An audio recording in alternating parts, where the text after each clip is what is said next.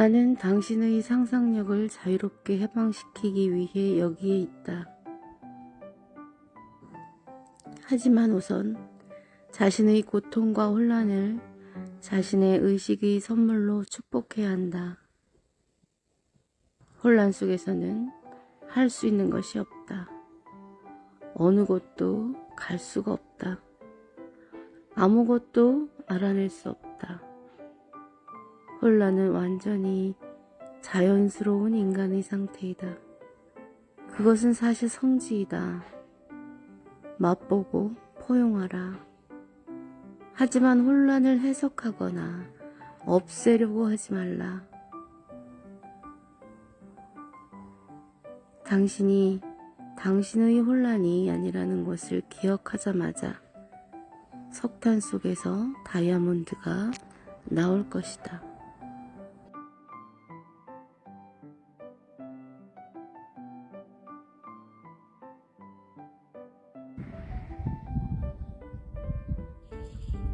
안녕하세요. 오랜만에 뵙습니다. 빛나무입니다. 이번 64번 주간은 고통을 포용하라고 말합니다. 고통을 해석하거나 없애려 하지 말라고 말합니다.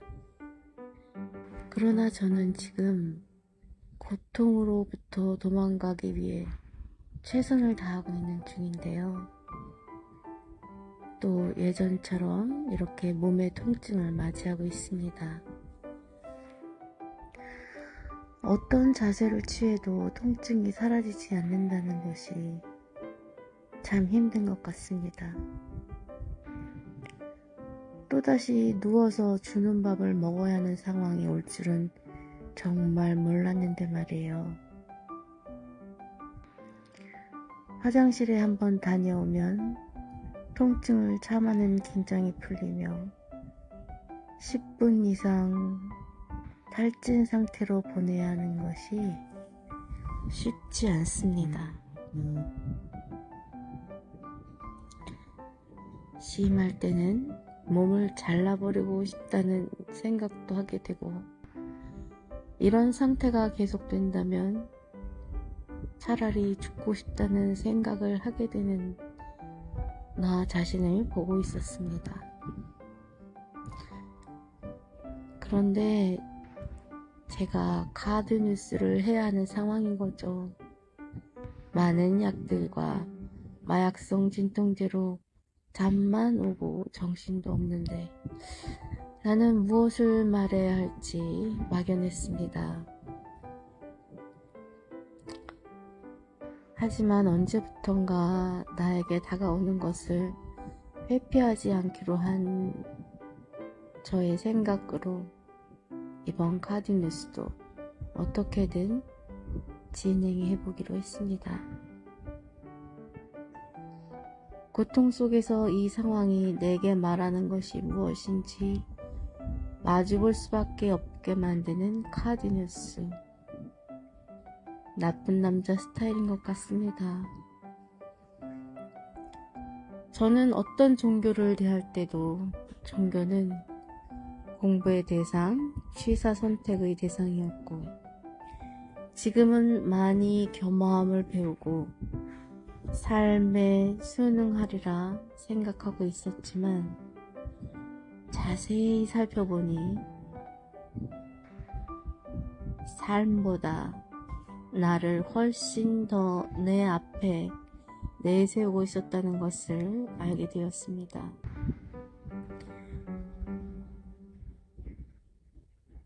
그러던 즈음 제 목소리를 들었습니다. 신이시여, 제발 이 고통을 멈추게 해주세요. 그러면서 단 한 번도 나를 위해 신을 찾아본 적이 없었다는 것도 새삼 알게 되었습니다. 그러나 지금은 간절한 마음으로 그 모든 오만함을 내리고 이 고통이 사라지기를 갈구하고 있습니다. 몸의 고통이 심할 때 그 어떤 생각도 멈추는 것을 봅니다. 마음의 상처로 크고 작은 고통을 겪고 있었지만 몸의 통증이 심할 때는 그 모든 감정적 상처라는 것들이 무력해지고 있었습니다. 아주 간절하게 몸의 고통으로부터 벗어나고 싶어하는 저를 보면서 그 알량한 작은 생각들, 교묘하게 포장되었던 오만함도, 쓸데없는 서러움과 원망들도 모두 아무것도 아니었다는 것을 보는 것 같습니다. 지금 내가 할 수 있는 게 아무것도 없는 것처럼 삶에서 다가오는 모든 손짓이 내가 할 수 있는 것은 사실 아무것도 없는 건지도 모른다. 그런 생각을 하게 됩니다. 정녕 내가 아무것도 할 수 없는 상황에 던져짐으로써 그저 할 수 있는 일이 기도밖에 없다는 것을 몸의 고통을 통해 느끼게 됩니다. 나라고 규정했던, 나라고 주장했던 나의 모든 것이 무의미하다는 것을 두 손에 받쳐들고 선물로 받고자 합니다. 64번은 고통을 받아들여 예술로 승화하라고 하는데 아직은 그렇게까지는 못하고 그저 모든 것을 내려놓게 되는 상태를 경험하고 있는 중입니다. 고통은 은총이라는 것을 온전히 이해하지 못하지만 고통은 나의 고집을 내리게 하는 것 같습니다. 예수님께서 마지막에 온몸으로 고통을 받아들였던 순간들이 떠올랐습니다.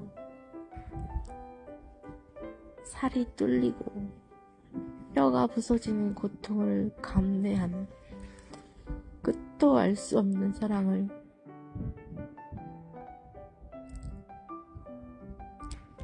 누가 조금이라도 알 수 있을까요? 고통으로부터 도망다니기 위해 얼마나 많은 생각과 감정들을 섞어가며 합리화하고 모든 술수를 사용해서 방어하고 애쓰고 있었는지. 전 지금 고통으로부터 도망갈 수 있으면 도망가고 방어할 수 있다면 방어해야 한다고 느낍니다.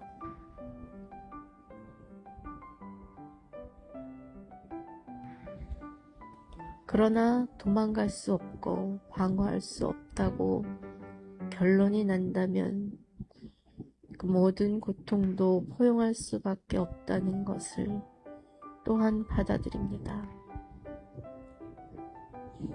고통이 은총이 될 수 있도록 경험한 마음으로 사랑을, 감사함을 생각합니다. 지금 여기 나는 존재합니다.